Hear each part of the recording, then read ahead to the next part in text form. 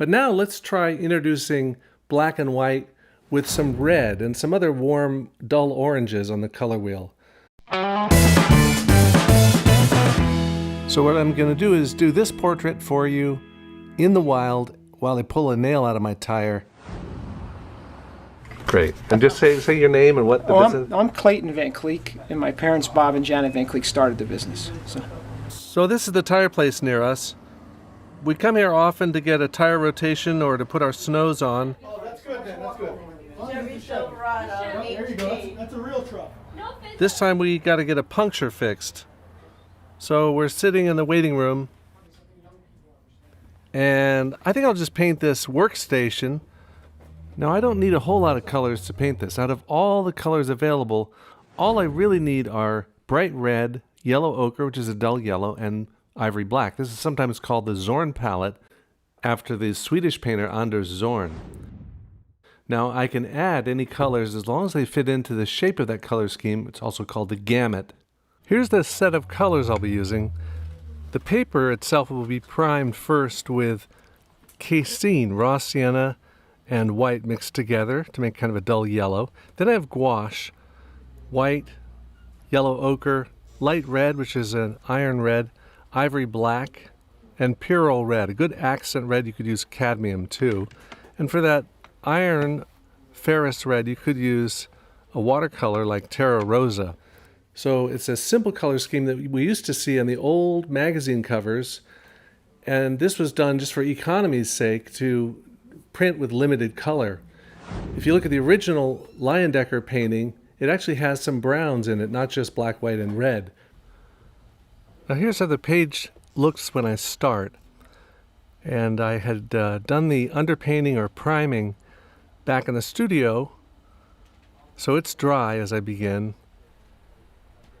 I started by drawing the lines of the base of the counter, the column, putting in the computer quickly, and here the business cards and the white, just important blocky shapes to orient myself. There's a lot of detail behind the computer, but I'm going to have to simplify that, painting a big white area around the computer itself. And I can make a gradation to kind of surround that like a glow and just do away with all that detail back there for now, because it doesn't really matter what's back there. I can cover that underpainting with semi-opaque layers that gradate, and they gradate in gouache here only if I mix wet areas together while they're still wet. Otherwise it'll be very dry brushy. I was kind of hoping to paint Greg at his workstation, but he's been away somewhere, so I'll just paint the workstation itself. And if he comes back, I'll put him in. In real life, this is a pretty gray scene, but as far as the accent colors go, the red accents, the ones that matter to me are the red pens in the coffee cup and the red dot on those business cards. Now, I may have been a little hasty to do the computer first because I got to suggest the objects that are just beyond the computer on the countertop. And also there's a whole section of the room on the right-hand side back there. And the only way I can really show that is by looking up here at the ceiling so we can see the lights on the ceiling.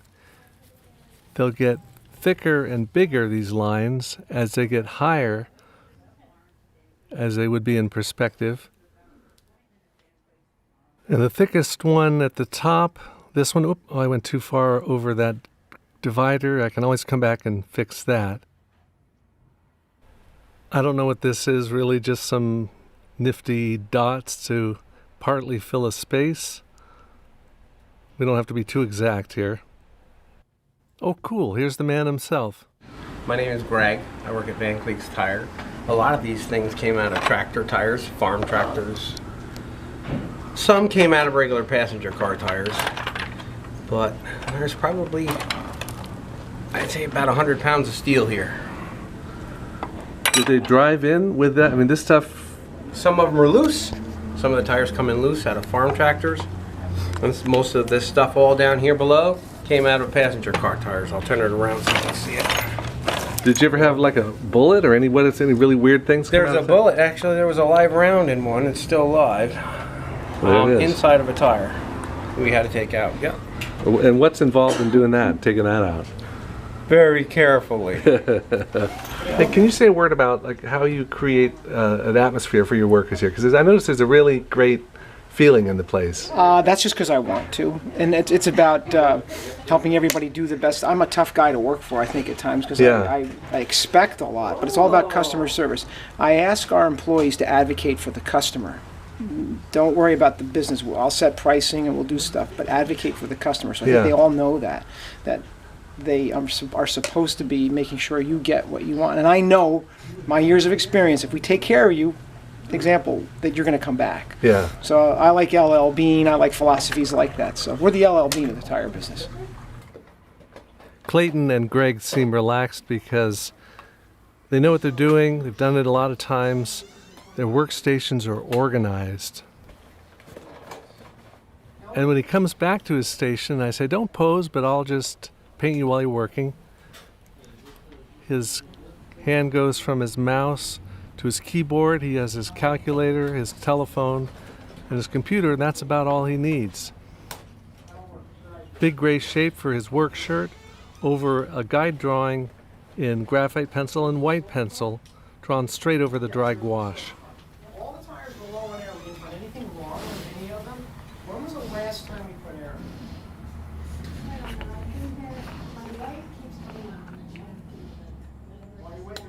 And there's a light just above his left shoulder, and that makes his gray work shirt look like a light gray work shirt, at least on those planes that zigzag down his right arm. Now here's a little trick. In order to get back to that underpainting color, I can use a slightly dampened paint rag and lift off the area for his face and for his hands, and that way I don't need to paint it in opaquely. And now over that underpainting, I'm painting in the planes of the face.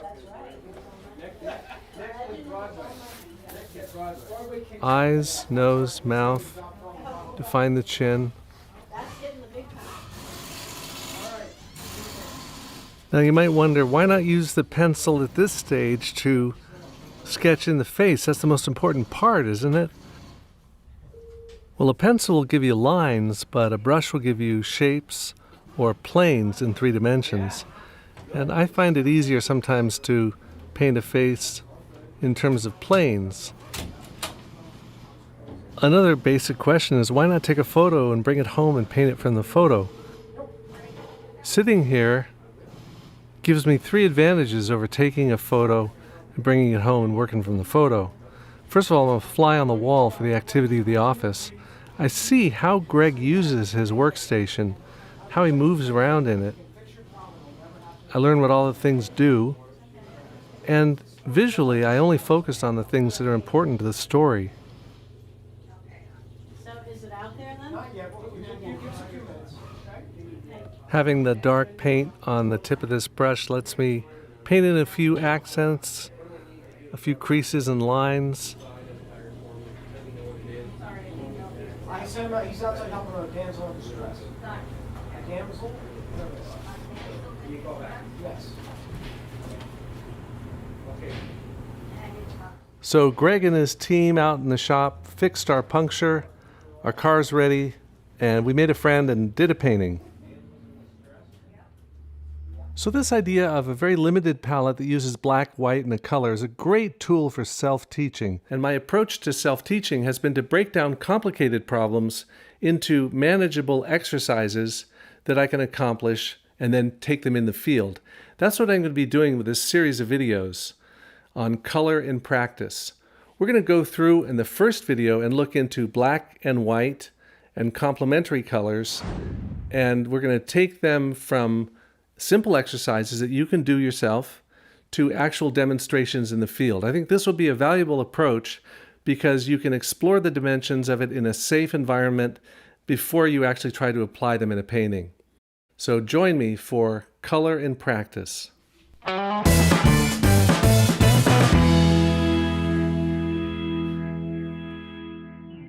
And now you've arrived at that point of decision. You can watch another video or check out this playlist of similar titles. And then here's the way to get to my website. Here's some people I want to thank. And don't forget to subscribe. Thanks a lot.